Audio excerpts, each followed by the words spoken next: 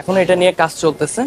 তো আমরা এখন যেটা করতেছি, আমরা বিভিন্ন হসপিটালগুলোতে যাচ্ছি এবং হসপিটালগুলো থেকে আমরা লিস্টগুলো কালেক্ট করতেছি ম্যানুয়ালি, যেহেতু আমাদের পরিপূর্ণ লিস্ট এখনো কমপ্লিট হয়নি। সেই জন্য আমি আজকে সিএমএইচে এসেছি এবং সিএমএইচ থেকে সিএমএইচে যত ডেটা ছিল আমরা এগুলো গ্রহণ করেছি এবং সেই বেসিসে আমরা আমাদের কার্যক্রম চালাচ্ছি। আপনারা জানেন জুলাই শহীদ স্মৃতি ফাউন্ডেশনের এর আগেও আমরা সিএমএইচে এসেছিলাম এবং তারপরে আমরা একজন শহীদের পরিবারকেও আমরা অনুদানটি পৌঁছে দিতে পেরেছি। যেহেতু এটি একটি জটিল বিষয়, এজন্য আমাদের একটু সময় লেগেছে শুরু করতে এবং আজকের থেকে আমরা ফুল রিদমে বড় আকারে কার্যক্রম শুরু করেছি। ইতিমধ্যে আমাদের বিকাশ অ্যাকাউন্ট খোলা হয়েছে অনুদান গ্রহণ করার জন্য, ব্যাংক অ্যাকাউন্টও করা হয়েছে, তার মাধ্যমে সারা দেশ থেকে আমাদের অনুদান আসতেছে।